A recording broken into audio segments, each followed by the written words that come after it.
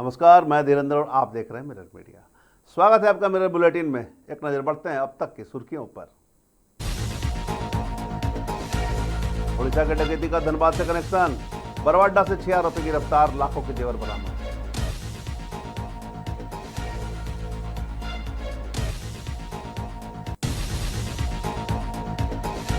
विधानसभा घेराव के आह्वान पर रांची में कड़ी सुरक्षा, कटीले तारों से किया गया घेराव।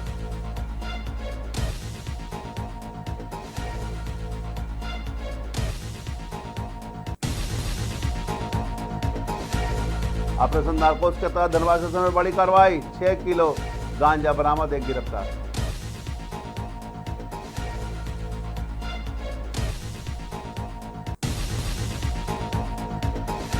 पुनर्वास और रोजगार की मांग को लेकर छात्रावाद में अनिश्चितकालीन धरना, मंत्री इरफान अंसारी ने भी बीसीसीएल को चेताया।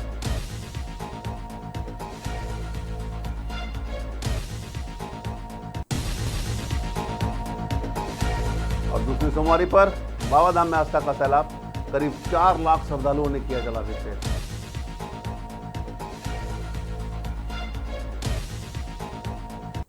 और अब खबरें विस्तार से।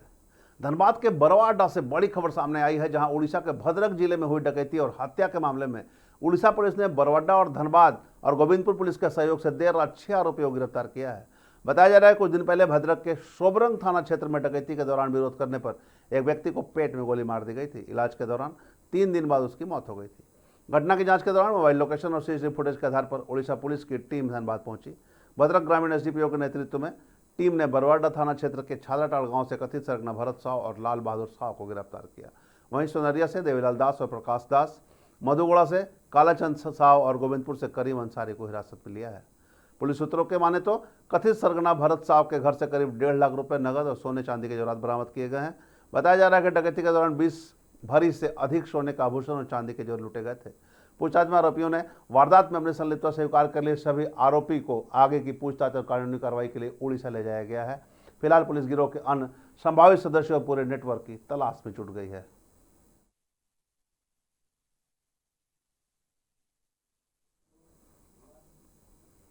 छात्र आंदोलन और विधानसभा घेराव के आह्वान के बाद सोमवार को विधानसभा की ओर जाने वाले सभी रास्तों पर सुरक्षा का ऐसा घेरा खड़ा कर दिया गया कि प्रदर्शनकारियों के लिए विधानसभा तक पहुंचना आसान नहीं होगा।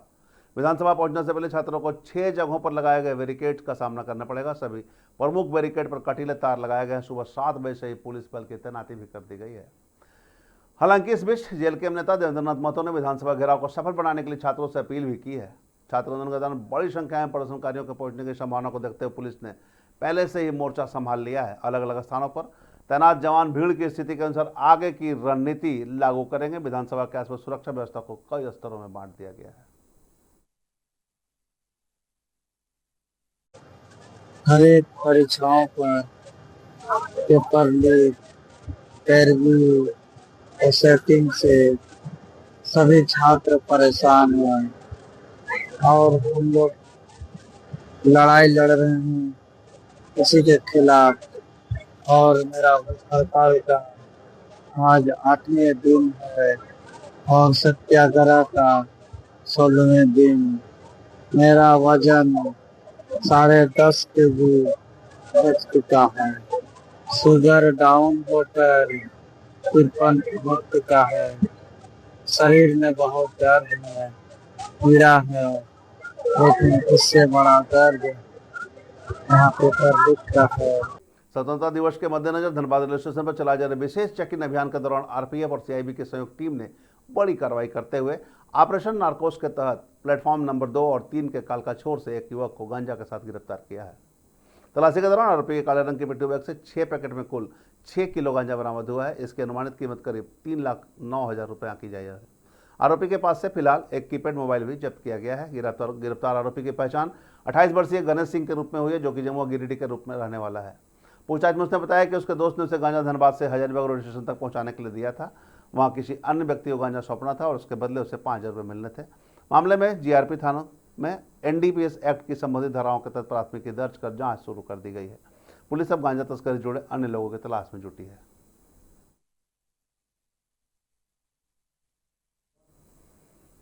बागमारा के छात्रावाद में पुनर्वास और रोजगार की मांग को लेकर ग्रामीणों का अनिश्चितकालीन धरना जारी है। एसटीजी डेक और सोचिंग के खिलाफ आसियाना बचाओ आंदोलन के तहत ग्रामीण धरने पर बैठे हैं। इसी बीच बीती शाम झारखंड सरकार के मंत्री इरफान अंसारी पहुंचे वहां पर और लोगों को समर्थन देने की बात कही और सभा को संबोधित करते हुए बीसीसीएल और समिति प्रबंधन को चेतावनी दिया। इस दौरान ग्रामीणों की समस्याओं को गंभीरता से सुना और जल्द ही समाधान किए बस आश्वासन भी दिया। उन्होंने कहा कि ग्रामीणों की किसी हालत में ग्रामीणों के साथ नाइंसाफी नहीं होने दी जाएगी। सभा के बाद मंत्री ने घटनास्थल का दौरा कर ग्रामीणों से उनकी समस्याएं सुनी। मीडिया से बातचीत के दौरान उन्होंने बताया कि बीसीसीएल प्रबंधन को सिर्फ कोयला निकालने से मतलब है, जबकि कई लोगों के घर और जमीन प्रभावित हो चुके हैं। इसके बावजूद प्रभावित लोगों से बातचीत, राहत, मेडिकल सुविधा और अन्य जरूरी व्यवस्था पर पर्याप्त ध्यान नहीं दिया जा रहा है। उन्होंने स्थानीय विधायक और सांसद की भूमिका पर भी सवाल खड़े किए हैं।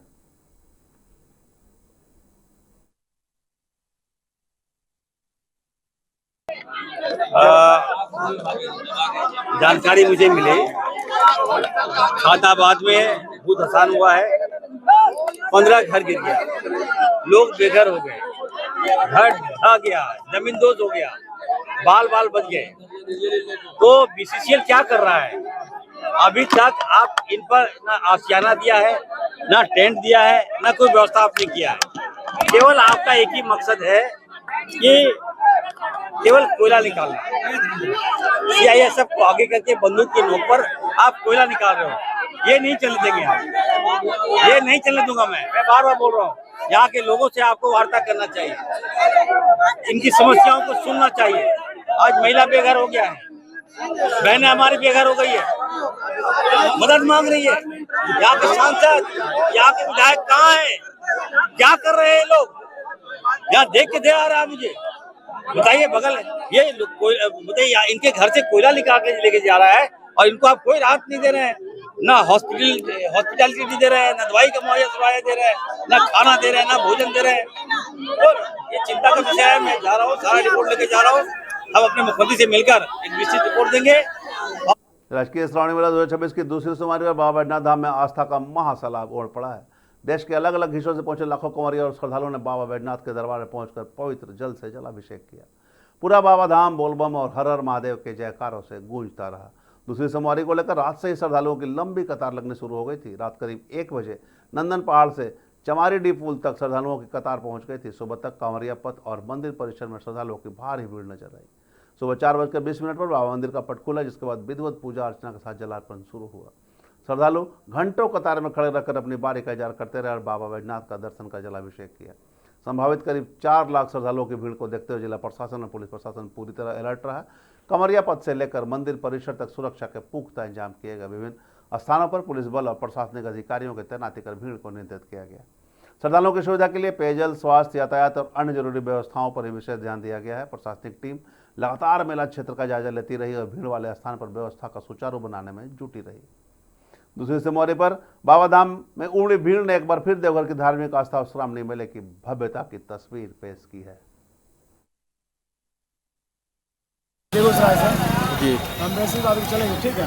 शाम में 4 बजे उठाए और यहाँ पहुँचे हुए। कितने कांवरियाँ आपके साथ में हैं? हम लोग 15-20 लोग हैं।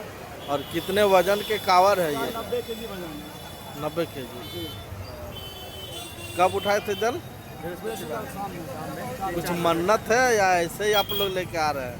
देखिए, हम लोग 15-20 साल से बराबर आ रहे हैं। अच्छा, मान है जो मंदिर मन्नत रहते हैं सभी का ना।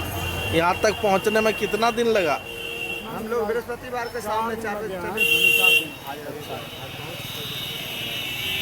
क्या नाम हुआ आपका? संजीत कुमार। ये संघ का क्या नाम है? शिव भक्त गुरु का, शिव भक्त बेगूसराय। और मेरे बुलेटिन में अब तक बस इतना ही। ताजा अपडेट के लिए बने रहे मेरे मीडिया के साथ।